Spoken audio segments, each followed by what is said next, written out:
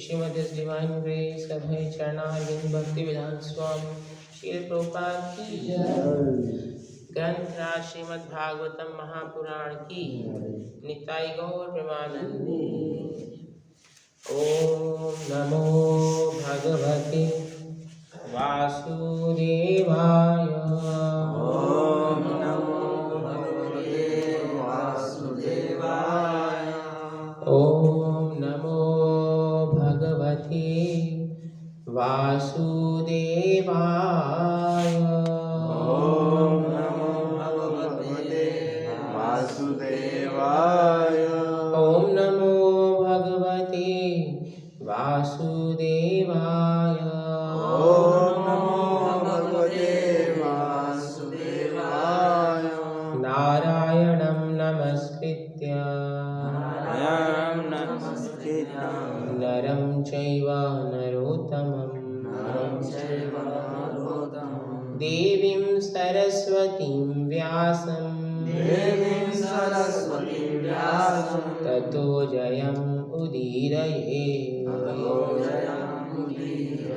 नष्टप्रायेषु भद्रेषु नित्यं भागवत सेवया भगवती उत्तम श्लोके भक्तिर्भवति नैष्ठिकी। ग्रंथ राज श्रीमद् भागवतम स्कंद 10 अध्याय 14 श्लोक संख्या 29। अथापि ते देव पदाम्बुजद्वया प्रसादलेशानुगृहीत एव हि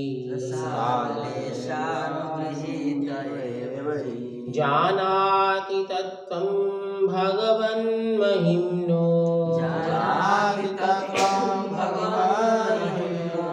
न चान्यैकोऽपि चिरं विचिन्वन्। अथापि ते देव पदाम्बुजद्वया प्रसादलेशानुगृहीत एव हि जानाति तत्त्वं भगवन्महिम्नो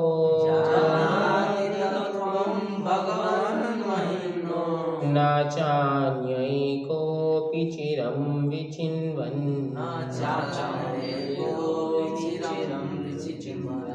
अथापि ते देव पदाम्बुजद्वया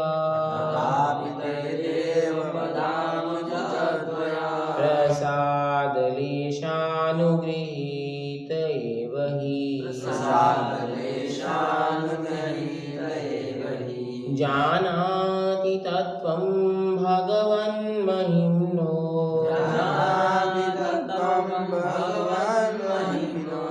न चान्यैकोऽपि चिरं विचिन्वन्।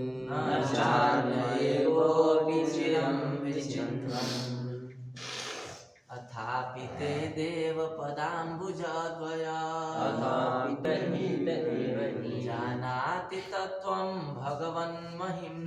जानाति तत्त्वं भगवन्महिम्नो न चान्यैकोऽपि चिरं विचिन्वन्।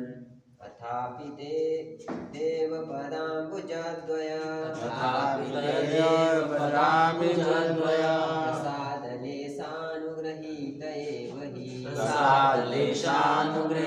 एव हि जानाति तत्त्वं भगवन्महिम्नो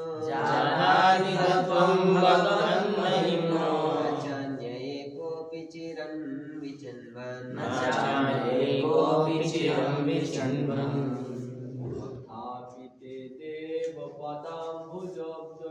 अथापि ते देव पदाम्बुजद्वया प्रसादलेशानुगृहीत एव हि जानाति तत्त्वं भगवन्महिम्नो जानाति तत्त्वं भगवन्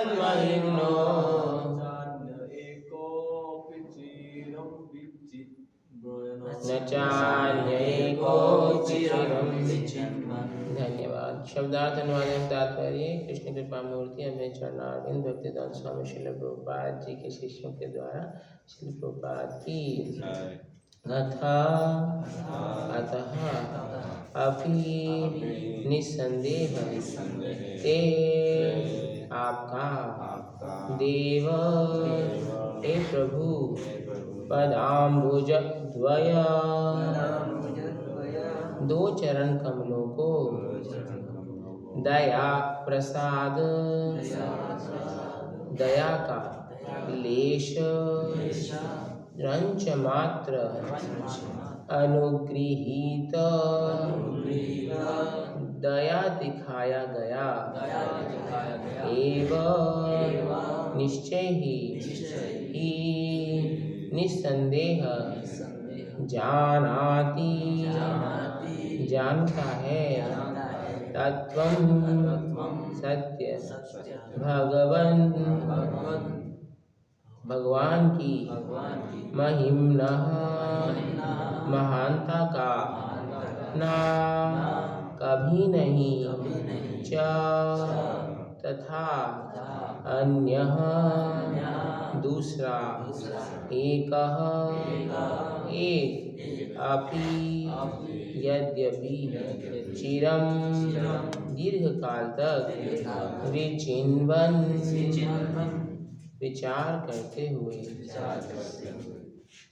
हे प्रभु यदि किसी पर आपके चरण कमलों की लेश मात्र भी कृपा हो जाती है तो वह आपकी महानता को समझ सकता है, किंतु जो लोग भगवान को समझने के लिए चिंतन करते हैं वे अनेक वर्षों तक वेदों का अध्ययन करते रहने पर भी आपको जान नहीं पाते। हे प्रभु यदि किसी पर आपके चरण कमलों की लेश मात्र भी कृपा हो जाती है तो वह आपकी महानता को समझ सकता है। किंतु जो लोग भगवान को समझने के लिए चिंतन करते हैं वे अनेक वर्षों तक वेदों का अध्ययन करते रहने पर भी आपको जान नहीं पाते। तात्पर्य कृपया सुनिए।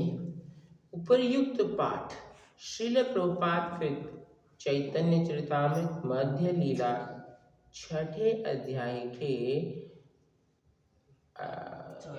84वें प्यार से उद्धृत किया गया है। भगवान कृष्ण उन बद्ध जीवों पर जो भगवान की भ्रामक शक्ति माया से व्यर्थ ही संघर्ष करते रहते हैं अपनी कृपा प्रदान करने के लिए अत्यधिक उत्सुक रहते हैं। बद्ध जीव सुख के लिए इंद्र तृप्ति के द्वारा और ज्ञान के लिए मानसिक चिंतन के द्वारा संघर्ष करता है। इन दोनों विधियों से उसे दुखमय तथा निराशाजनक स्थिति का सामना करना पड़ता है और इस तरह उनकी रंच मात्र भी अहेतु की कृपा नहीं। किंतु यदि बद्ध जीव भगवान कृष्ण के चरण कमलों की शरण ग्रहण करता है और इस तरह उनकी रंच मात्र भी अहेतु की कृपा प्राप्त कर लेता है तो सारी स्थिति बदल जाती है और जीव कृष्ण भावना अमृत में आनंद तथा ज्ञान का असली जीवन प्रारंभ कर सकता है। ओम अज्ञानतिमिरान्धस्य ज्ञानाञ्जनशलाकया चक्षुरुन्मीलितं येन तस्मै श्रीगुरवे नमः।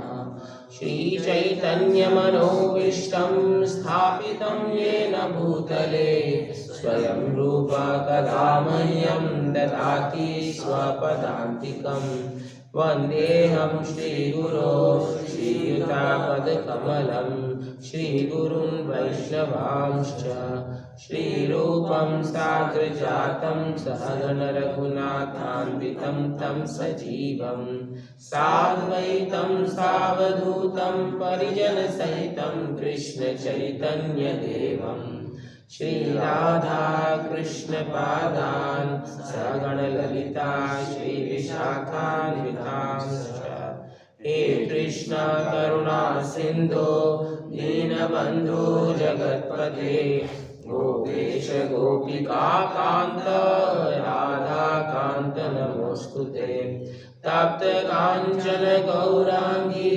राधे वृन्दावनेश्वरी वृषभानुसुते देवी प्रणमामि हरिप्रिये वाञ्छाकल्पतरुभ्यश्च कृपा सिन्धुभ्य एव च पतितानां पावनेभ्यो वैष्णवेभ्यो नमो नमः श्रीकृष्ण चैतन्य प्रभु नित्यानन्द श्री अद्वैत गदाधर श्रीवासादि गौर भक्तवृंद हरे कृष्णा कृष्णा कृष्णा हरे हरे हरे राम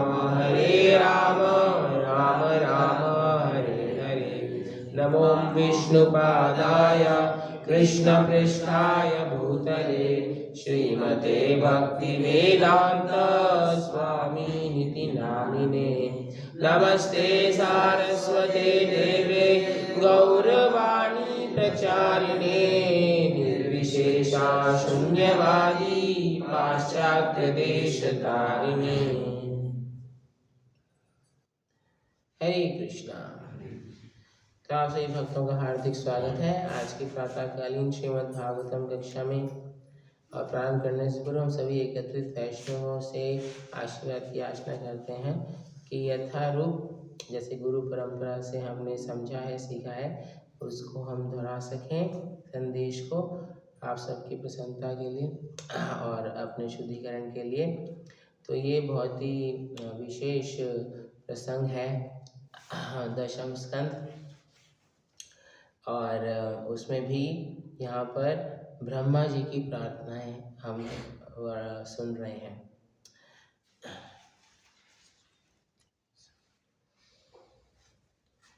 तो यहाँ पर ब्रह्मा जी बहुत ही एक इम्पोर्टेंट हमें गाइडेंस दे रहे हैं। ब्रह्मा जी कौन है? सृष्टि के रचयिता। ब्रह्मा जी सेकेंडरी क्रिएटर है, सृष्टि के सेकेंडरी क्रिएटर है। अथ सर्ग विसर्गश्च विसर्ग करते हैं। और कौन है ब्रह्मा जी? ब्रह्मा जी महाजन है, हमारे आचार्य, हमारे परंपरा के एक तरह से पहले फाउंडर है।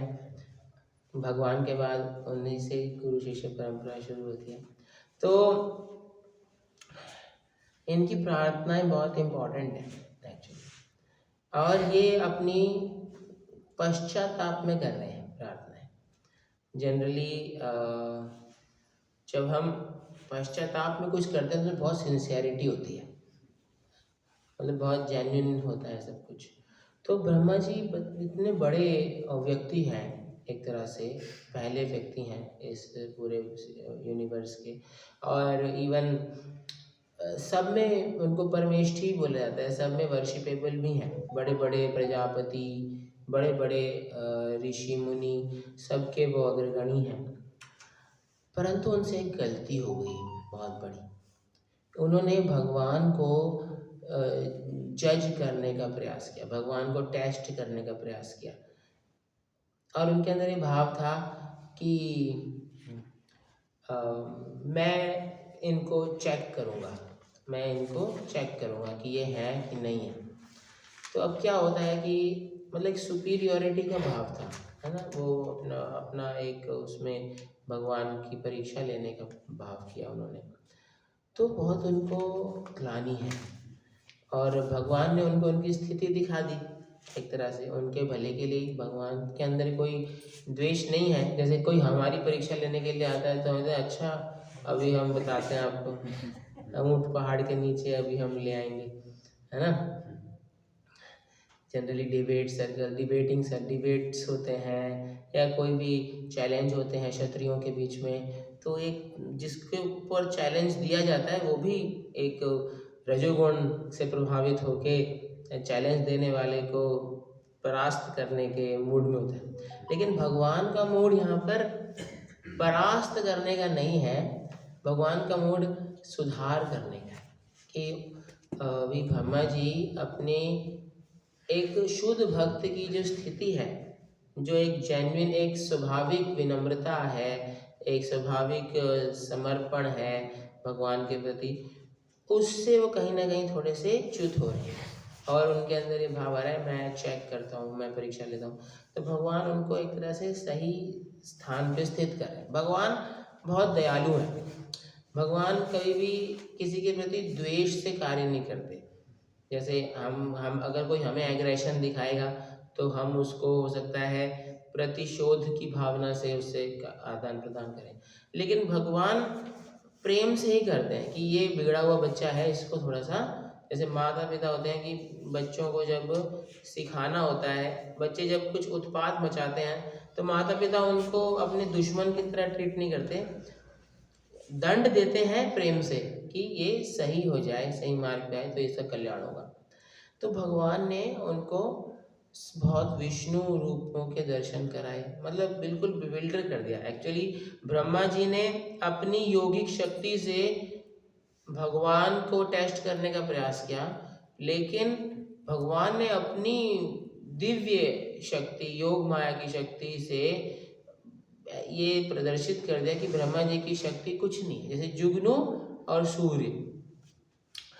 तो अब ब्रह्मा जी अपनी नेचुरल ह्यूमिलिटी में है और वो बहुत पश्चाताप भी कर रहे हैं।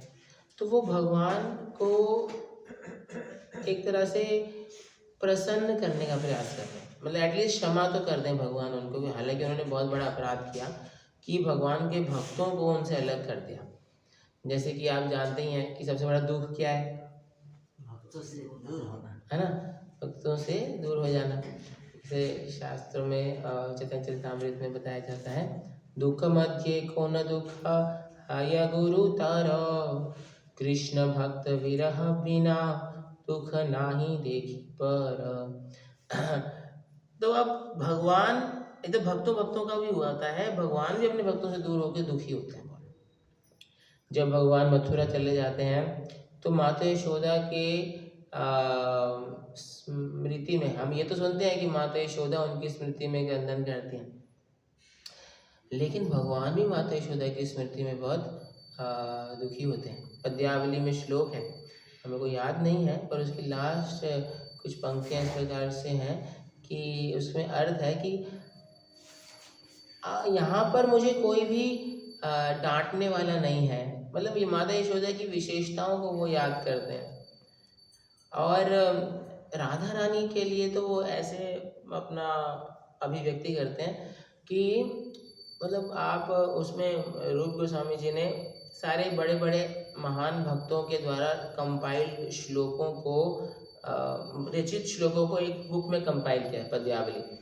तो वहाँ पर एक किसी महान भक्त ने जो एक श्लोक लिखा है, कैसे कृष्ण मथुरा में राधा रानी को याद करते हैं। जैसे हमने भागवतम में पढ़ा है, अन्य स्थानों पे भी सुना है कि किस प्रकार से गोपियाँ भगवान के विरह में संतप्त हैं, लेकिन कृष्ण कह रहे हैं यदि निभृतमरण्यम प्रन्तरं वाप्य पंथम कथमपि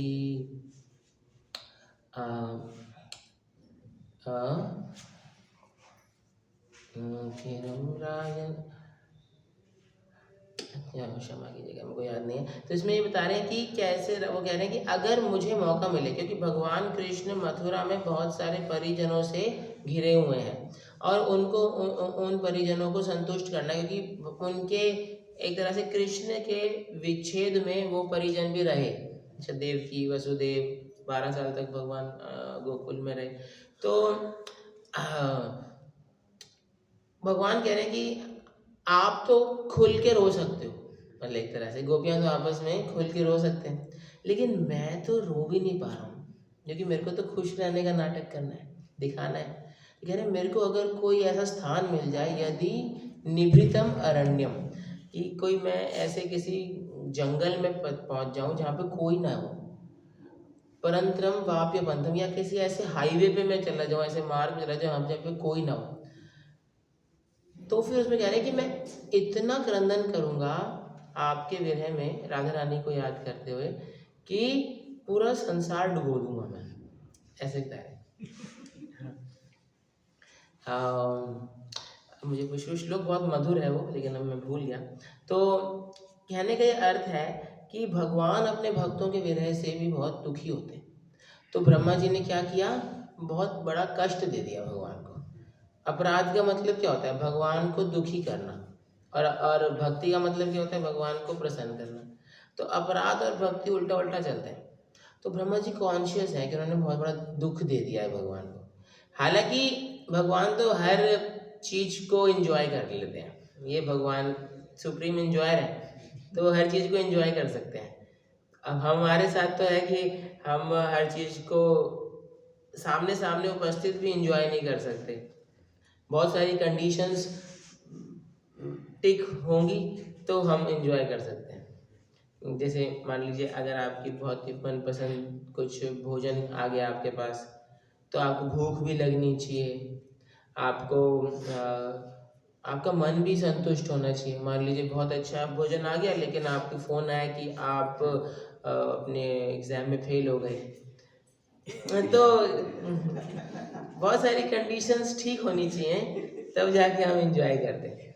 अब भगवान की बहुत सारी कंडीशंस सब विरोधी हो जाए, जब वो अकेले थे, भगवान के हाथ में वो है दही भात है, और ग्वाल भी चले गए, चले गए, उनको भी ले गए, बछड़ों को भी ले गए, और भगवान के लिए बहुत समस्या है। अब क्या होगा, माताएं गायें, उनका क्या होगा। तो भगवान ने कहा चलो सब लोग मेरे को वात्सल्य रस में प्रेम करना चाहते हैं, वृद्ध गोपियाँ और गायें, तो मैं उनकी ये सेवा, उनकी ये इच्छा पूरी कर सकता हूँ, भी ये मौका मिला। और फिर भगवान ने इसको भी इंजॉय कर लिया। अब भक्तों की इच्छा पूरी हो गई, भक्तों की इच्छा थी कि भगवान उनको प्रेम, भगवान उनके पुत्र के रूप में या उनके बछड़े के रूप में हो। और ये भी हम सुनते हैं कि उसी वर्ष में ऐसा कुछ अरेंजमेंट होता है, शायद एग्जैक्टली मुझे याद नहीं, गर्ग मुनि जी या कोई आके बोलते हैं कि ये बड़ा अच्छा मुहूर्त है, अभी सारी कन्याओं का विवाह कर दीजिए। तो जितनी भी युवा गोपियाँ होती हैं उनका कृष्ण के साथ ही विवाह हो जाता है, अलग अलग ग्वाल बाल जो भी हैं वो सब कृष्ण। तो भगवान ने इसको भी इंजॉय कर लिया। हालांकि ब्रह्मा जी तो परीक्षा लेना चाह रहे थे, लेकिन अब भगवान की एंजॉयमेंट को कोई नहीं रोक सकता, क्योंकि भगवान कौन है, भोक्तारम यज्ञ तपसा, भोक्ता है वो। और कृष्ण कर्णामृत में बिलमंगल ठाकुर जी बोलते हैं, ज्योतिश्चेतसि नश्चकास्तु जगताम एकाभिरामाद्भुतम, कि इसका मीनिंग है कि कृष्ण एकमात्र एंजॉयर है हर प्रकार से, और उनकी एंजॉयमेंट में कोई बाधा आ ही नहीं सकती, ही इज ऑलवेज एंजॉइंग। तो इसका मतलब है कि ब्रह्मा जी की भी एक्टिविटी को भगवान ने एक तरह से अपनी एंजॉयमेंट के लिए यूज़ कर लिया। परंतु ब्रह्मा जी को भी ठीक करना है, ब्रह्मा जी का भी जो एक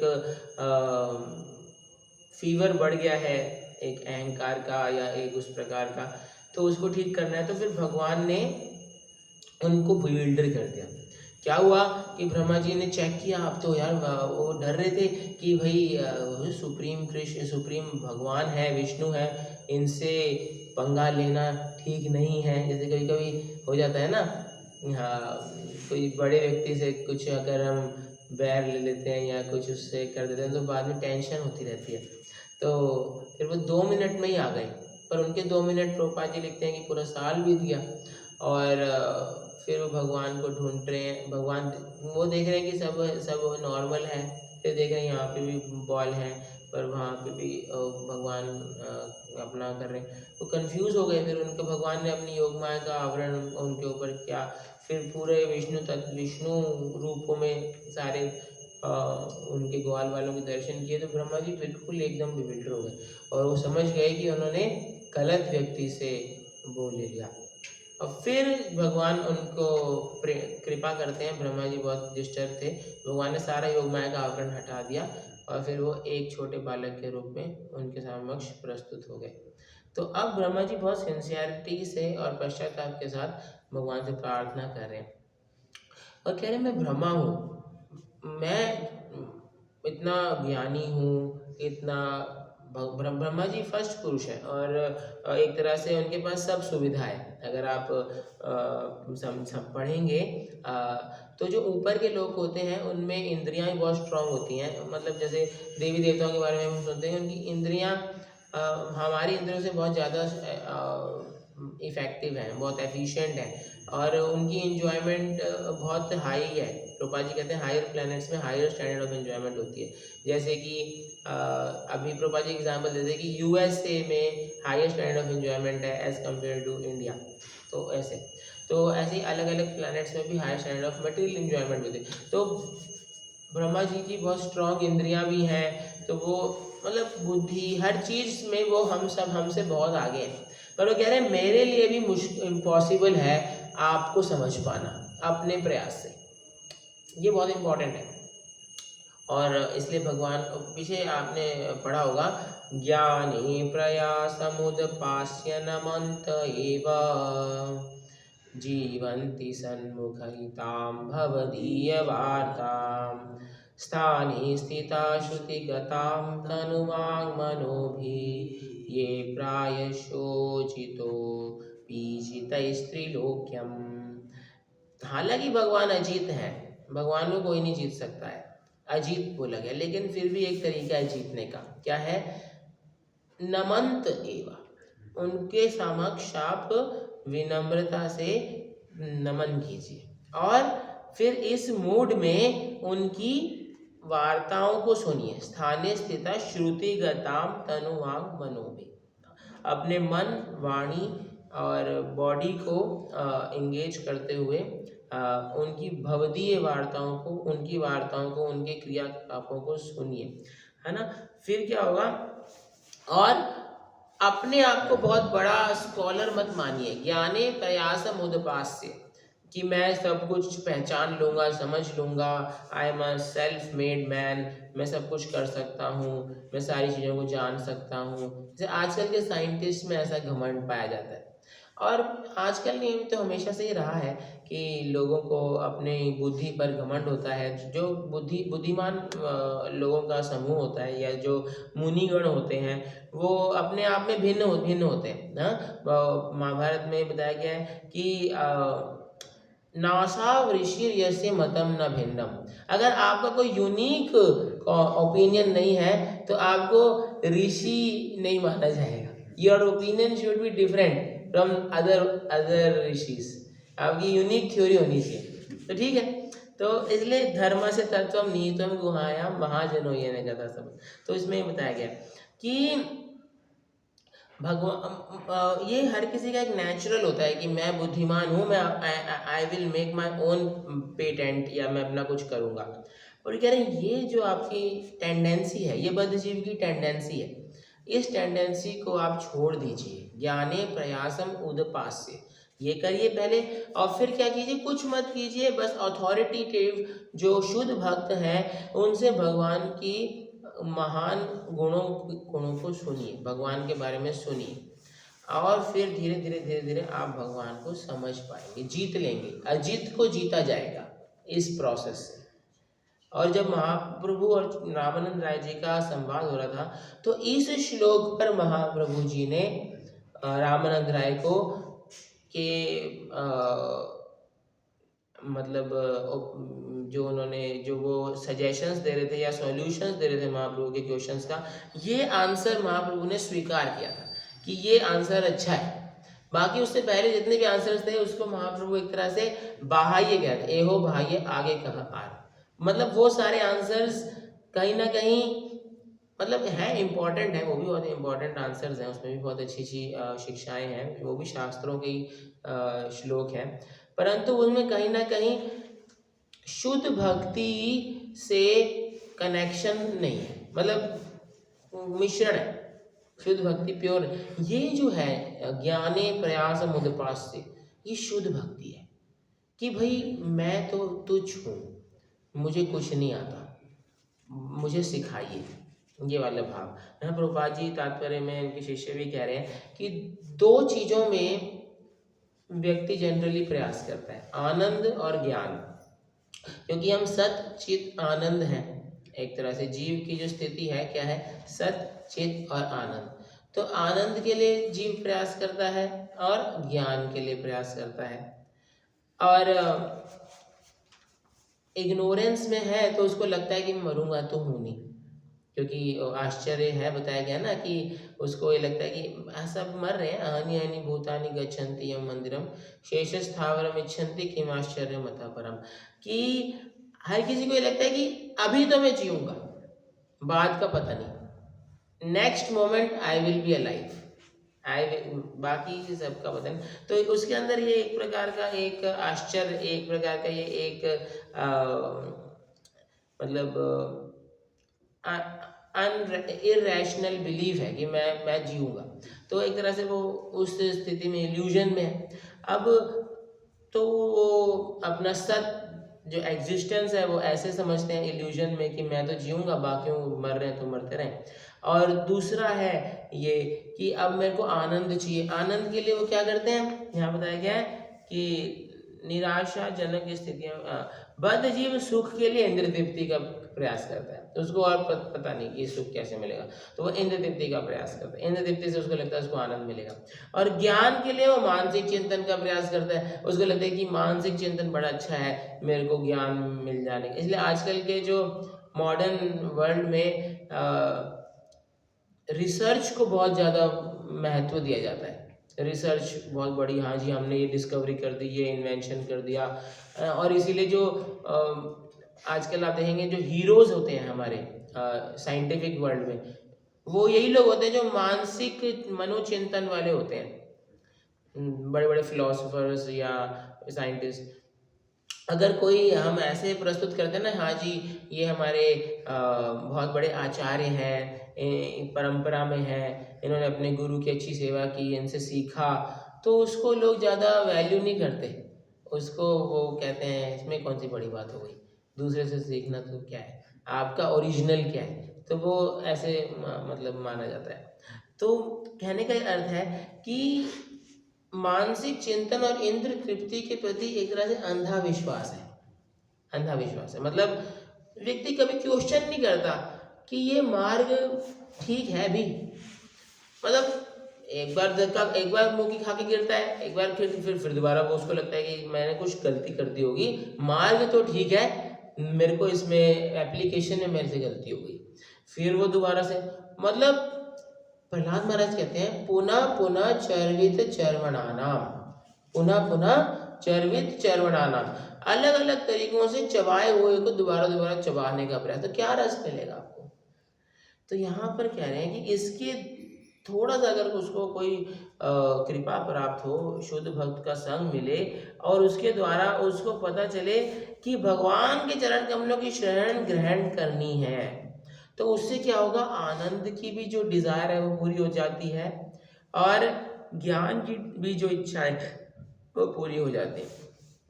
क्योंकि जैसे हम जानते हैं यस्मिन विज्ञातम सर्वमेवं विज्ञातम भवति, भगवान को जान लेते हैं तो हर चीज को समझना कोई बड़ी चीज नहीं है ना। जैसे आपने वो श्लोक भी सुना होगा, यस्य देवे परा भक्ति यथा देवे तथा गुरौ तस्यैते कथितायर्था प्रकाशन्ते महात्मना।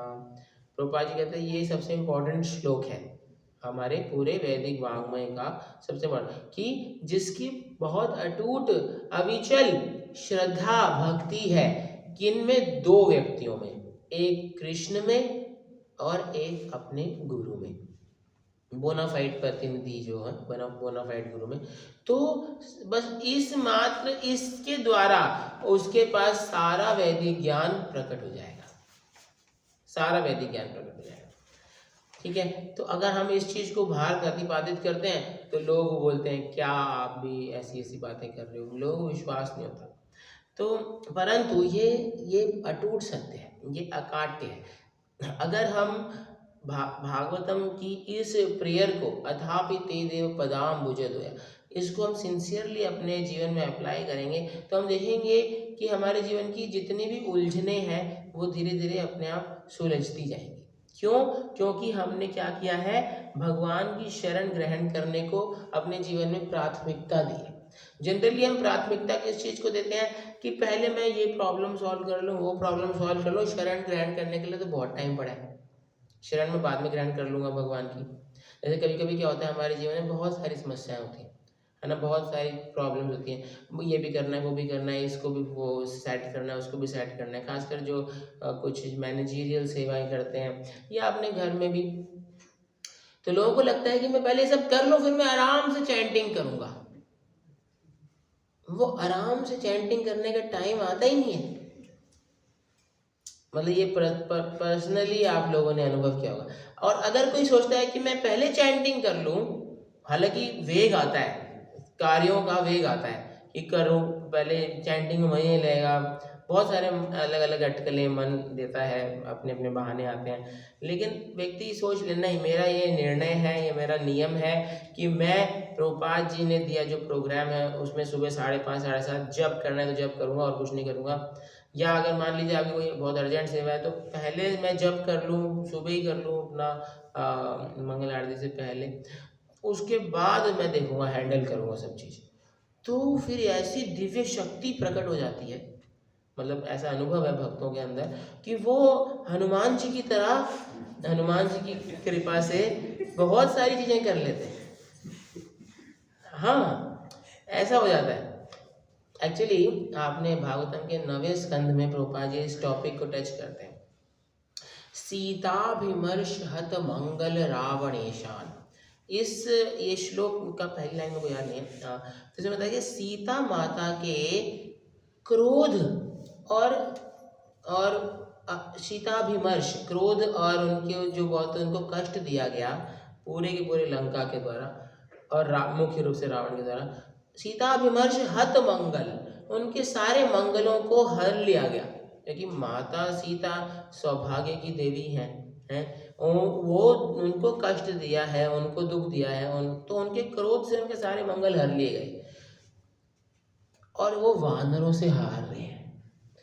Trend soldiers. अब देखिए, मान लीजिए आपने इन्वेस्ट किया है, एकेडमी में गए हैं, आपने राइफल चलाना सीखा, आपने गोरिल्ला वारफेयर सीखा, सब कुछ सीखा आपने, लेकिन आप जाके किससे हार रहे हैं? एक साधारण से बंदर से जो आप फॉरेस्ट में।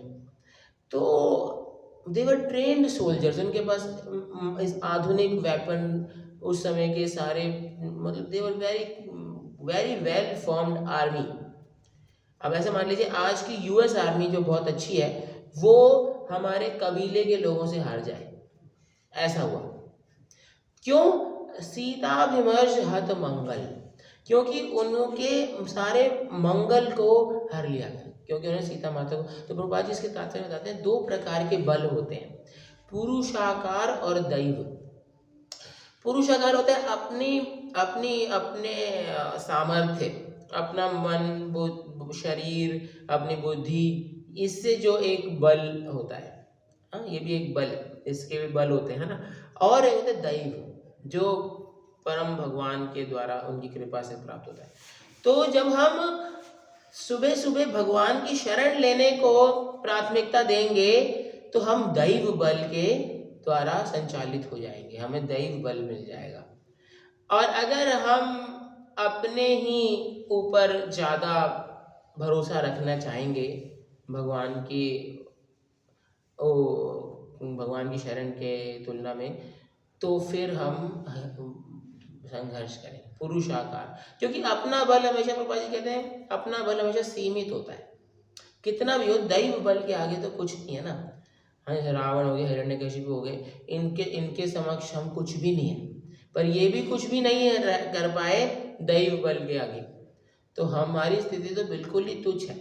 तो हमको हमेशा ये इस बात पर मेडिटेट करना चाहिए कि हम तुच्छ हैं, और तुच्छ होने में हमारा एक तरह से ये नहीं, एक होता है कि भाई हम तो बहुत ही फिर एक तो क्या बोलते हैं डिसएडवांटेजियस पोजीशन में है। भाई हम तुच्छ क्यों हैं? तुच्छ होना हमारे लिए बहुत एडवांटेजियस है एक्चुअली, थोड़ा सा अगर हम इसको एनालाइज करें, क्योंकि हमारे लिए शरण लेना बहुत आसान है। जिनके पास बहुत ज़्यादा कुछ स्ट्रेंथ होती है उनके लिए शरण लेना फिर भी थोड़ा सा उनकी ईगो बीच में आती है। हमारे लिए तो क्या है, हमें तो पता है कि भाई हमें कोई भूख मारेगी माया देवी तो हम उड़ जाएंगे, लेकिन तो हमारे लिए शरण लेना बहुत आसान है। तो शरण लेना ही मेन है। चाहे तुच्छ व्यक्ति शरण ले, चाहे हनुमान जी शरण लें, चाहे गिलहरी शरण ले, दोनों को ही शरण लेनी है। अगर शरण नहीं लेंगे तो दोनों कोई बहुत स्ट्रांग भी हो, चाहे हिरण्यकशिपु जैसा भी हो, तो उसका भी वो विनाश हो जाएगा। इसलिए भगवान की शरण लेना सबसे इम्पोर्टेंट है। इसलिए ये जो भागवतम का दशम स्कंद है इसको आश्रय बोला जाता है। आश्रय, यहाँ पे आश्रय, जो उसका आश्रय हम लेना है उसका वर्णन है। तो हमें अपने जीवन के हर मोड़ पर भगवान की शरण लेनी चाहिए। इससे एक बहुत ही नेचुरल भक्ति का भाव भी विकसित होता है। भक्ति शरणागति से बहुत ज़्यादा कनेक्टेड है। एक तरह से शरणागति और भक्ति एक ही बात है एक तरह से। हालांकि भक्ति में ऊंचे रस भी हैं, जैसे कि आप देखेंगे वृंदावन के भक्त सामान्य रूप से भगवान से माधुर्य, वात्सल्य और साख्य रस में आदान प्रदान करते हैं। तो वो ऐसा नहीं लगता कि वो शरण ले रहे हों, लेकिन शरण लेने का जो भाव है वो हमेशा एक बेस फाउंडेशनल भाव रहता ही है। वो दास्य भक्ति का भाव है ना। तो शरण लेने के बाद ही ऊपर की भक्ति की स्थितियाँ प्रकट होती हैं। तो शरण लेना बहुत इम्पोर्टेंट है ना। और शरण लेने के ऊपर श्री से जब हम साउथ इंडिया की यात्रा में गए थे तो हमें बताया गया था कमल लोचन प्रभु जी के द्वारा कि 3 प्रकार के श्लोक हैं। 3 श्लोकों में शरणागति का उत्तर वर्णन है। शरणागति बहुत फियरलेसनेस देने वाली है। अगर हम भगवान की शरण लेंगे तो बहुत हमारा मतलब फिर कोई टेंशन नहीं है, फिर सब बढ़िया है। तो पहले श्लोक में वो कह रहे हैं 3 श्लोक प्रपत्ति बोलते हैं यहाँ पे, प्रपत्ति शरणागति। तो पहला श्लोक है सर्वधर्मान् परित्यज्य मामेकं शरणं व्रज अहं त्वां सर्व पापेभ्यो मोक्षयिष्यामि मा शुचा। यहाँ भगवान बहुत क्लियर कट बोल रहे हैं कि भाई मैंने आपको बहुत कुछ बता दिया। ये पहला श्लोक है शरणागति का। इसमें आप जो दूसरे तीसरे श्लोकों में ना और आपके ऊपर भगवान का बड़ा दिल और भगवान की करुणा का आप अनुभव करेंगे। तो ये पहला है। यहाँ पे भगवान थोड़ा सा एक इंस्ट्रक्शन दे रहे हैं, ऑर्डर दे रहे हैं कि आप ये करो तो फिर आपका कल्याण है। अथॉरिटेटिव पोजीशन में है भगवान। तो भगवान हम बता रहे हैं कि भाई सारे अलग अलग मार्ग जो बताए गए हैं मैंने खुद ही बताया। भगवद्गीता में भगवान ने क्या क्या बताया? भगवद्गीता में भगवान ने आपको कर्म योग बताया, फिर ध्यान योग भी बताया, है ना, और थोड़ा बहुत कर्म कांड भी बताया। जैसे कि वो जो दूसरे अध्याय में आता है कि भाई अच्छे क्षत्रिय अगर युद्ध में पूरा वो होते हैं तो स्वर्ग लोक में जाते हैं। थोड़ा कर्म कांड भी बताया भगवान ने, है ना। तो यज्ञ दान तप बहुत कुछ बता दिया। लेकिन भगवान ने कहा अर्जुन को कि भाई मैं आपका बहुत ही परम हितैषी हूँ, आप मेरे बहुत प्रिय मित्र, इसलिए मैं आपको बहुत ही एक गुह्य से गुह्य चीज़ बताऊँगा। 64 नंबर श्लोक में, फिर 65 नंबर श्लोक में मन मना भव मत भक्त बताते हैं, और 66 नंबर श्लोक में सर्वधर्मान परित्यज्य, कि आप सब छोड़ो, ज़्यादा परेशान मत हो आप, बस मेरी शरण में आ जाओ, मेरी बात मानो, कैसे मैं बताऊँ ऐसे चलो। तो अगर आप ऐसा करोगे तो क्या होगा, तो मैं आपको एश्योरेंस दे रहा हूँ, आपके जितने पाप हैं जिसकी वजह से आपके जीवन में अलग अलग लेवल पे दुख आते हैं, हाँ, मानसिक लेवल पे या बॉडीली लेवल पे, सब पापों की वजह से आता है। पाप हम सर्व पापेभ्यो मोक्षयिष्यामि, आपके सारे पापों से मैं मुक्त कर दूंगा आपको। भगवान के पास शक्ति है, वो कर सकते हैं। और कह रहे हैं कि कभी कभी कह रहे कि आप ही की बात, आप ही शरण में सब हो जाएगा, लोगों को थोड़ा सा ना डाउट होता है, ऐसे फियरलेस नहीं होते। जैसे हम भी अगर किसी को बोलें कि प्रभु जी आप ऐसा करो, इतना ज़्यादा परेशान मत हो, इस बीमारी के लिए बस ये छोटा सा चूर्ण खा लो, ठीक हो जाओगे। तो उसको लगा यार मैं 10 साल से इस बीमारी के पीछे पड़ा हुआ हूँ, ये बड़े बड़े डॉक्टर ठीक नहीं कर पाए, ये चूर्ण से कैसे ठीक हो जाएगा। तो वो बोलते ना, नहीं डरो मत प्रभु जी, आप करके देखो, भूल जाओ सारे डॉक्टरों को, बस ये चूर्ण खा के देखो आप, इससे आप ठीक हो जाओगे। तो अब उस व्यक्ति की थोड़ा सा टेस्ट है, उसको थोड़ा अपना फ्री विल को समर्पित करना पड़ेगा। ज़्यादा अगर बुद्धिमान बनेगा, जब वो बड़ा डॉक्टर नहीं कर पाया तो हमारा चूर्ण क्या कर लेगा, तो फिर वो उसका कुछ नहीं हो सकता। लेकिन अगर वो मान जाए ये ठीक है, अब इतने धक्के तो मैंने खा ही लिए, एक धक्का और खा लेते, इट्स सपोज लाइक ठीक है, नहीं होगा तो नहीं होगा, हो गया तो वैसे ही भगवान कह रहे हैं यहाँ पे, तो कोई साधारण व्यक्ति थोड़ा ना कह रहे हैं। पीछे भगवान ने बोला मत्ता परतरम नान्यत्, मुझसे ऊंचा कोई है ही नहीं, है ना। तो अब भगवान की बात मान के तो देखो, प्रभुपाद जी कहते हैं आपका बहुत सारा समय बच जाएगा, नहीं तो फिर बहुनाम जन्मनाम अन्ते ज्ञानवान माम प्रपद्यते। तो माँ शुचा, भगवान कह रहे हैं डरो मत, आ जाओ, डरो मत, आपके पाप भी नष्ट हो जाएंगे, और अभी भी आ जाओगे तो ऐसे कुछ नहीं होगा परेशानी, डरो मत। तो ये हो गया पहला, शरणागति। भगवान हर लेवल पे शरणागति को ही प्रमोट कर रहे हैं। फिर दूसरे लेवल पे ये विभीषण और राम भगवान का प्रसंग आता है, उसमें क्या कहते हैं, सकृदेव प्रपन्नो यस् तवास्मीति च याचते अभयं सर्वदा तस्मै ददाम्येतद् व्रतं मम। यहाँ पर भगवान ओपन डिक्लेरेशन कर रहे हैं, मोर एश्योरिंग है कि मेरा ये व्रत है। अगर कोई एक बार भी sincerely with a proper sincere heart के साथ बोल देता है कि भगवान मैं आपका हूँ, तवास्मीति, तो क्या होगा, अभयम सर्वदा, सर्वदा का मतलब होता है हमेशा के लिए मैं उसको अभय प्रदान करूंगा, है ना, हमेशा के लिए। ऐसा नहीं कि जी हमारी प्रीमियम की पॉलिसी भाई 30 साल कवर कर दिया आपके, 20 साल कवर कर दिया है, उसके बाद आप जाओ अपने जहाँ भी जाना है आपको, हमेशा अभयम सर्वदा तस्मै ददामि एतद् व्रतं मम। भगवान का व्रत है, भगवान का व्रत कभी, अब भगवान राम का व्रत है, राम के वाक्य तो वैसे भी बड़े, रघुकुल रीत सदा चली आई, प्राण जाए पर वचन न जाए। तो उनका एक वचन है कि मैं उस व्यक्ति को हमेशा अभय दूंगा। तो ये कितनी बड़ी बात हो गई है कि नहीं। तो ये और ज़्यादा एश्योरिंग है। और फिर जो और सबसे ज़्यादा एश्योरिंग बताया गया है वराह पुराण में, वराह देव भूमि देवी को बोल रहे हैं, उसकी शुरुआत कैसे होती है कि हम स्मरामि मद्भक्ता नेयामि परमाम गतिम, यदि बात आती है। हाँ कुछ ऐसे श्लोक है कि अगर क्या होता है कि पूरे जीवन भर किसी भक्त ने भगवान की सेवा की, ठीक है, अब भगवान ने क्या बोला है भगवद गीता में, अंत काले च मामेव स्मरण मुक्त्वा कलेवरम, कि अगर मेरा स्मरण होगा तो इस कलेवर से मुक्त होंगे।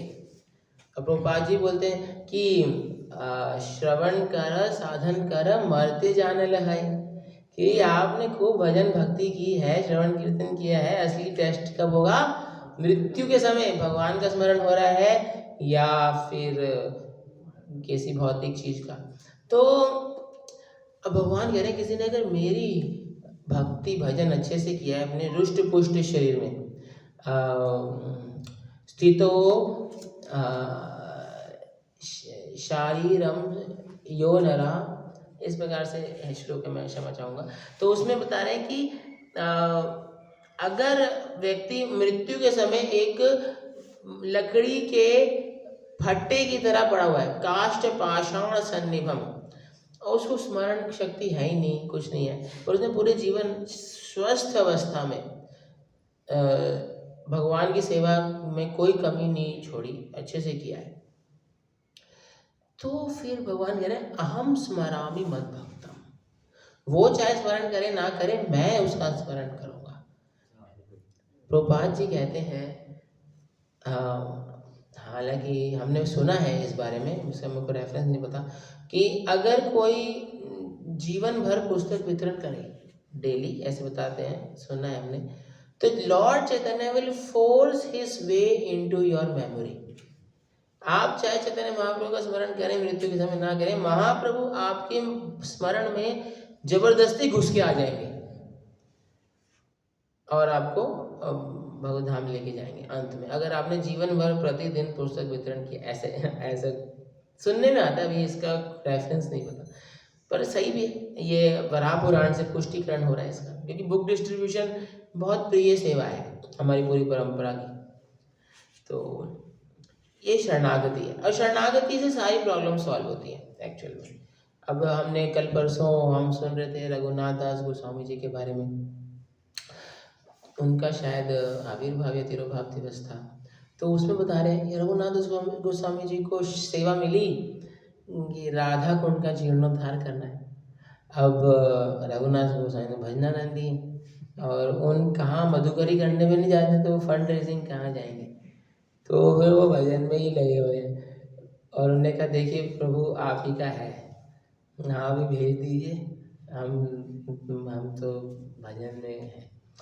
तो क्या हुआ, बद्रिक आश्रम में कोई रिच व्यक्ति, सेठ जी थे या कोई थे ऊपर, वहाँ भगवान को धन राशि अर्पित कर रहे थे। बद्री नारायण उनके सपने में, मैंने बोला ये हाँ मत दो, आप क्या करो, राधा कुंड में जाओ, वहाँ पे रघुनाथ दास गोस्वामी नाम के बाबा जी हैं, उनको दे आओ। और देखो भगवान फिर कनेक्शन फिट करते हैं, मतलब उस लेवल का अगर हमारा शरणागति होती है या भाव होता है सेवा का, तो भगवान फिर ऐसे कनेक्शन फिट करते हैं। अभी ऐसी बात नहीं है कि हमको सेवा नहीं करनी, फिर ठीक है जी हम भी बैठ जाते हैं अपना भजन, उस लेवल का भजन नहीं है। तो क्या होगा, आप देखिए भगवान आपकी हर सेवा में रेसिप्रोकेट करेंगे। अब मान लीजिए आप भी रघुनाथ दास गोस्वामी जैसे उतने उन्नत स्थिति के भजन में नहीं है, पर आप सिंसियर हैं अपने गुरु की आज्ञा का पालन करने में, तो आप जाएंगे किसी व्यक्ति के पास, तो भगवान प्रेरणा देंगे उनको कि आप इनके साथ इनको इनकी सेवा में मदद कीजिए, ये शुद्ध भाव से आए हैं। तो लोग ना प्यूरिटी से प्रभावित होते हैं।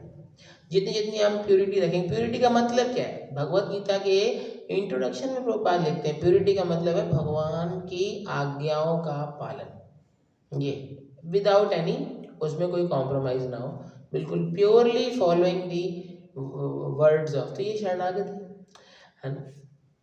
तो अब अगर हमारी कोई भी इच्छा है, मतलब आनंद की इच्छा है या ज्ञान की इच्छा है, तो हम भगवान के ऊपर निर्भर रहते हैं। भगवान की भक्ति के माध्यम से सब कुछ हो जाता है। जैसे हमें सुबह सुबह हम बोलते हैं चेतो दर्पण मार्जनम भवमहादावाग्नि निर्वापणम श्रेयः कैरव चंद्रिका वितरणम विद्यावधू जीवनम आनंदाम्बुधिवर्धनम प्रतिपदम पूर्णामृतास्वादनम सर्वात्मा स्नपनम परम विजयते श्री कृष्ण संकीर्तनम। तो विद्यावधू जीवनम, सारा ज्ञान भी प्रकट होता है संकीर्तन से। आनंदाम्बुधिवर्धनम प्रतिपदम पूर्णामृतास्वादनम, तो आनंद, पूर्ण अमृत, ज्ञान और श्रेय कैरव चंद्रिका वितरणम, सौभाग्य की चंद्रिका, जो मूनलाइट है, सौभाग्य की मूनलाइट में आप आएंगे। तो संकीर्तन यही युग धर्म है, महाप्रभु के द्वारा प्रतिपादित है, और ये शरणागति के लिए सबसे इजी है भगवान की सेवा, शरणागति। तो इसके द्वारा हम सब समझ जाएंगे। और हाँ, इसका मतलब ये नहीं है कि हमको अपनी इंद्रियों को भगवान की सेवा में नहीं लगाना, खाली बैठ जाना है। वो शरणागति का ही पार्ट है, भगवान की सेवा में अपनी मन बुद्धि इंद्रियों को लगाना।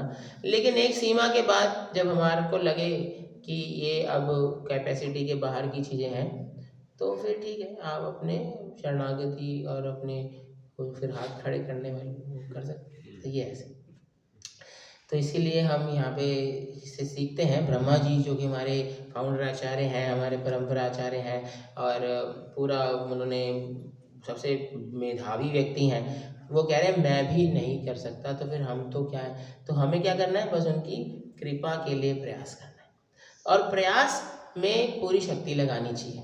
जैसे प्रभुपाद जी वो स्पैरो की स्टोरी सुनाते हैं कि वो चिड़िया थी, उसने पूरा अच्छी शक्ति से प्रयास किया तो गरुड़ देव जी अट्रैक्ट हो गए उनसे।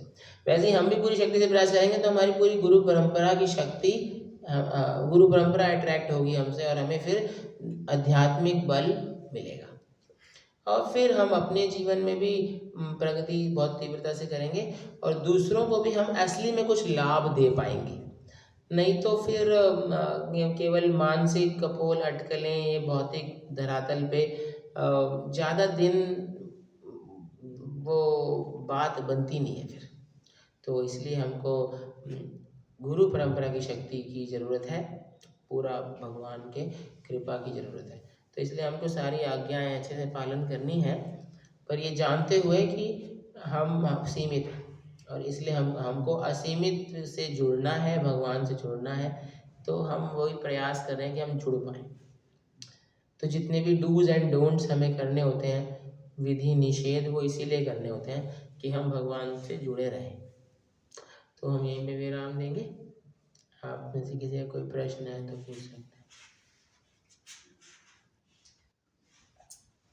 हरे कृष्णा प्रभु जी। हाँ जी। प्रभु जी, जैसे कि हम कोई साधना करते हैं, जब या कुछ भी, जैसे कि लेकिन उतना हमारे हृदय को टच नहीं कर पाता जितना साधु संघ का जितना प्रभाव पड़ता है। क्या होता है, कोई से संग आता है तो संग से किसी महात्मा के संग वाणी से हृदय को ज़्यादा टच हो जाता है, लेकिन हम ज़्यादा अपने साधना उससे टच से ही हम अपने साधना के मन भी लगता है। इसको कैसे हम डेवलपमेंट करें, इसको कैसे बढ़ाएं, और संघ के विषय में थोड़ा सा मुझे बताइए।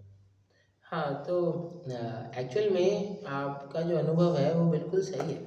ये शास्त्र सम्मत है कि महत कृपा या जब हम किसी महान साधु से सुनते हैं तो हमारी सुप्त कृष्ण भक्ति की चेतना जागृत होती है। उस एक्चुअली उनकी भक्ति ही हमारी भक्ति को जागृत करती है, भक्ति से भक्ति बढ़ती है। तो हमारी साधना भी जरूरी है, क्योंकि वो हमारे गुरुजनों की आज्ञा है। कुल मिला के हम कर क्या रहे हैं, हम गुरुजनों की आज्ञा का पालन नहीं कर रहे हैं। तो और पंचांग भक्ति में हर अंग बहुत शक्तिशाली है। किसी भक्त को कोई अंग ज़्यादा स्पर्श करता है, तो आपकी केस में साधु संग ज़्यादा आपको प्रेरित करता है, तो और श्रवण, उनसे बोनाफाइड लोगों से श्रवण करना ज़्यादा प्रेरित करता है, तो आप उस चीज़ को ज़्यादा कर सकते हैं, है ना।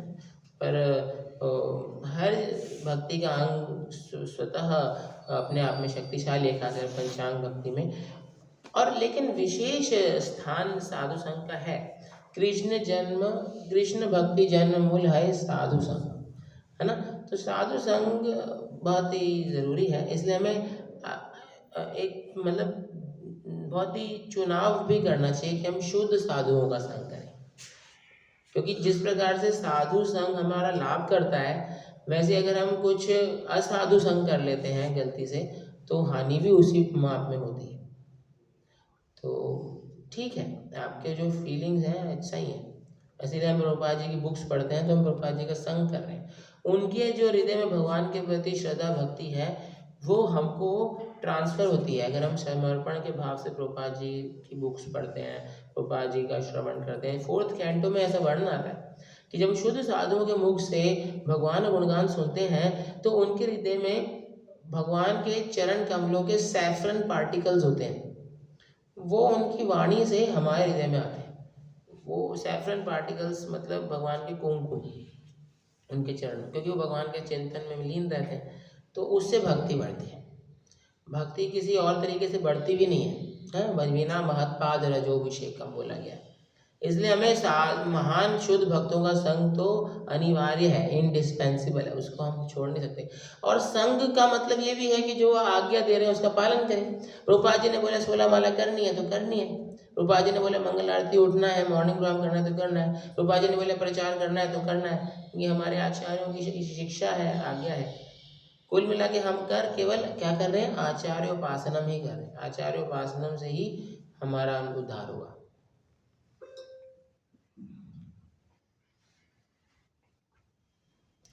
आप सभी का बहुत धन्यवाद।